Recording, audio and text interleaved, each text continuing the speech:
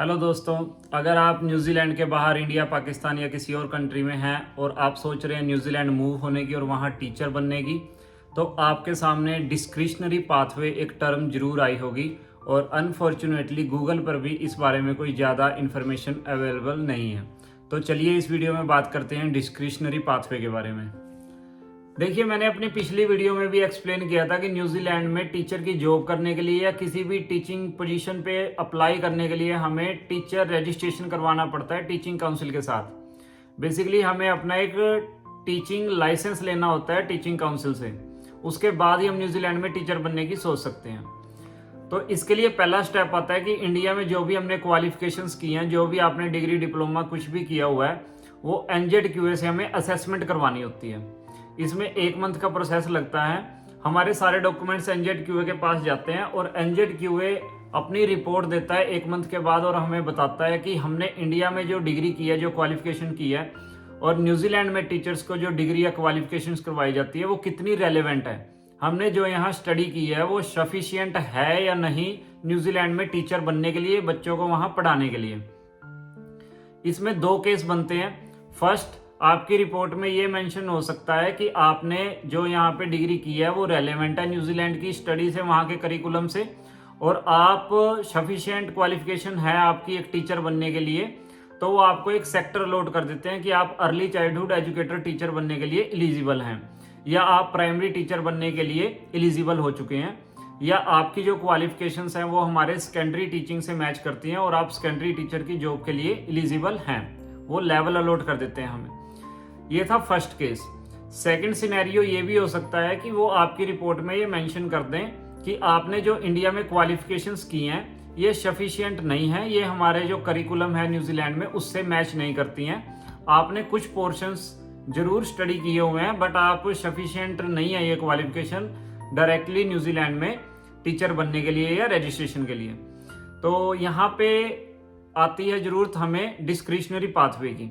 अभी हमारे पास जो रिपोर्ट्स आई हैं उसके साथ हम अभी भी रजिस्ट्रेशन करवा सकते हैं, अपना टीचर बन सकते हैं, टीचिंग लाइसेंस अभी भी ले सकते हैं, लेकिन हमें डिस्क्रिशनरी पाथवे के थ्रू जाना पड़ेगा। अब ये डिस्क्रिशनरी पाथवे कैसे काम करता है? देखिए, हमने जो स्टडी की थी उसको NZQA कह रहा है कि आप डायरेक्टली इसके बेसिस पे तो न्यूजीलैंड में टीचिंग लाइसेंस नहीं ले सकते, आप सफिशिएंट नहीं है ये क्वालिफिकेशन।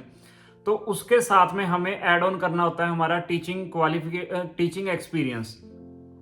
मैं रेकमेंड करूंगा कि मिनिमम आपके साथ 2 इयर्स का तो आपके पास एक्सपीरियंस होना ही चाहिए। आपका जो भी फील्ड वर्क है, जो भी एक्सपीरियंस है आपका, उसके साथ में आपकी क्वालिफिकेशंस और एक चेकलिस्ट दी गई है टीचिंग काउंसिल की वेबसाइट पर। उसमें लगभग 11 पॉइंट्स हैं। वो सारे डॉक्यूमेंट्स आपको रेडी करने होते हैं और अपना ये सारा केस ऑनलाइन आपको रिप्रेजेंट करना होता है टीचिंग काउंसिल में। इसमें 3 से 4 मंथ का टाइम लगेगा और उसके बाद एक डिसीजन लिया जाएगा आपकी फाइल के ऊपर कि आप रजिस्ट्रेशन के लिए एलिजिबल हुए या नहीं हुए। इंडिया की जितनी भी क्वालिफिकेशंस हैं, बैचलर ऑफ एजुकेशन की बात कर लीजिए या post graduate diploma in pre primary education या PGDE CFE, मोस्टली जो कॉमन क्वालिफिकेशंस हैं वो सभी देखा गया है कि डिस्क्रिशनरी पाथवे के थ्रू ही उनको रजिस्ट्रेशन लेना पड़ता है। इंडिया से कोई ऐसी क्वालिफिकेशंस अभी तक 99% नहीं है कि जो आपको डायरेक्टली ही आपकी NZQA रिपोर्ट आ जाए और आप जर्नल जो रजिस्ट्रेशन है वो ले सकें। आपको डिस्क्रिशनरी पाथवे के ही थ्रू जाना पड़ता है। तो अब जो 11 या 12 जो पॉइंट्स दिए गए हैं टीचिंग काउंसिल की वेबसाइट पे, वो भी आपने चेक कर लिए होंगे। उसमें काफ़ी डॉक्यूमेंट्स की डिमांड रहती है, वो भी समझ नहीं आते हैं हमें कि ये क्या डॉक्यूमेंट्स है और उसमें क्या क्या लगेगा। अप्रेजल्स हैं, ऑब्जर्वेशंस हैं, क्योंकि हमारी कंट्री में कुछ इस तरह के स्कूल्स इस फॉर्मेट में देते नहीं हैं जिस फॉर्मेट में वो हमसे चाहते हैं चीज़ें। तो इसके लिए मार्केट में कुछ पेड सर्विसेज भी दी जाती हैं एजेंसीज की तरफ से, आप उनसे भी हेल्प ले सकते हैं। उनकी गाइडेंस में आपका केस अच्छे से तैयार हो सकता है। मैं आपको सिर्फ एक ही सलाह दूंगा कि आप $200, $400, $500 बचाने के चक्कर में अगर आप खुद से कर सकते हैं, आपको समझ आ रहा है डॉक्यूमेंट्स के बारे में, आप इतने हैं कैपेबल कि आप उसको कर पाएंगे, तो आप जरूर कीजिए। अदरवाइज आप किसी की गाइडेंस में ही करिएगा, एजेंसीज की हेल्प ले सकते हैं आप। और क्योंकि ये बार बार चांस हमें नहीं मिलेगा, हम काफ़ी पैसा सेव कर रहे हैं। न्यूजीलैंड में स्टडी करने जाते तो हम 12 से 15 लाख रुपए तो फीस फी पे करते, और जो टाइम गया वो अलग से।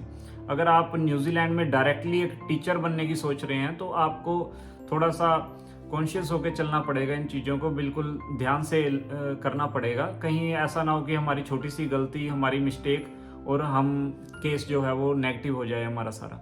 होते हैं हमारे पास सारे डॉक्यूमेंट्स हैं, हम एलिजिबल होते हैं, बट उसको रिप्रेजेंट करना, उन डॉक्यूमेंट्स को लाइन अप करना, वो एक टास्क रहता है। तो इस वीडियो में इंफॉर्मेशन अच्छी लगी है तो लाइक सब्सक्राइब कीजिएगा, बाकी वीडियोस चेक करते रहना। Thank you.